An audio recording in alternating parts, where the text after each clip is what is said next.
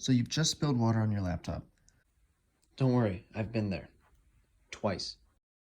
So the first thing you want to do is unplug it from the power source, turn it off immediately. You want to avoid any power or electricity going through your laptop because that can short circuit it if there's liquid inside.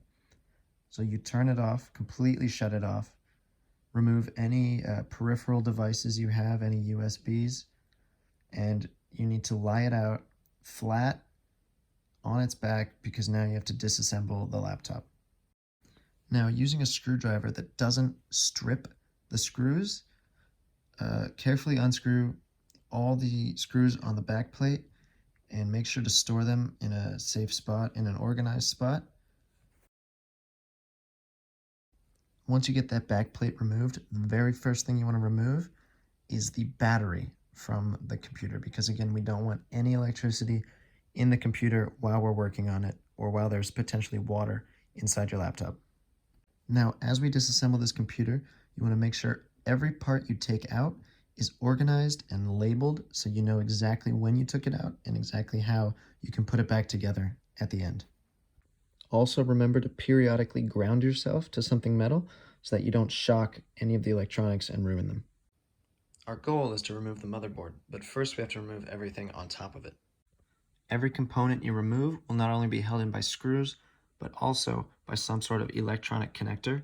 So make sure that you're very careful when you remove those electronic connectors and that you're gently wiggling them out and not pulling on any wires. In my laptop, the heatsink is on top. It has numbers on them. That's the order that you need to remove the screws so that it comes off evenly. These are captive screws, meaning they won't fall out of their sockets, but you can still unscrew them.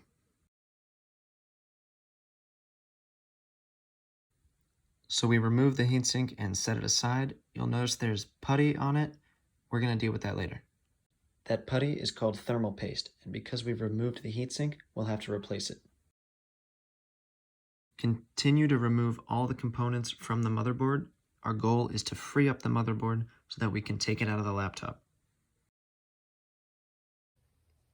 It doesn't matter if you actually know what these components are. The only thing that matters is that you know where you got them out of the computer and that you put them back in the same order.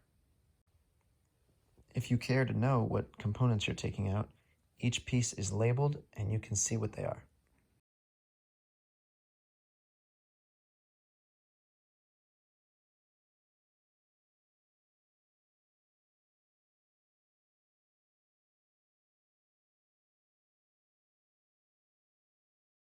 Once you've unscrewed the motherboard, remove all remaining connections to the motherboard so that you can remove it from the laptop.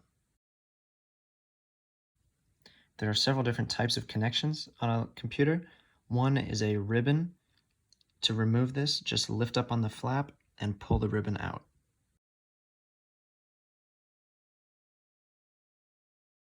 Once the motherboard is removed, we can set it out to dry. According to the Which Computing Help Desk, you should leave your computer out to dry for at least 48 hours to ensure that all the water has left the system. According to Bapashi Bhatia from Do It Yourself, you have to use 90% rubbing alcohol to clean all the components of your computer to get rid of all the potential residue from the liquid. You will need a microfiber cloth to do this. Once all the components are dry and clean, we can reassemble the laptop. A lot of people are afraid to work on their computer because they think they'll break it, but in reality, as long as you put everything back together the way you found it, it will work.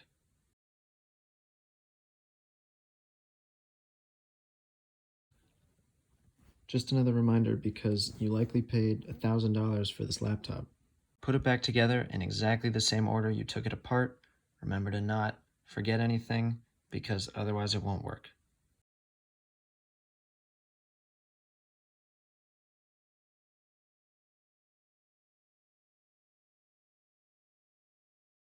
Since we've separated the heatsink from the GPU and CPU diodes, we have to reapply thermal paste. SRC Tech, a tech channel on YouTube, recommends a thin X of thermal paste just on the silver dies. Once that's done, we can reattach the heatsink following the same order shown on the screws. While we're here, we might as well upgrade the fan. Nah, I'm just kidding. Reinstall the fans and close up the laptop. So in conclusion, we removed all the power sources, disassembled the computer, cleaned and dried all components, put it back together, and you just saved your laptop from water damage and you didn't have to spend hundreds of dollars.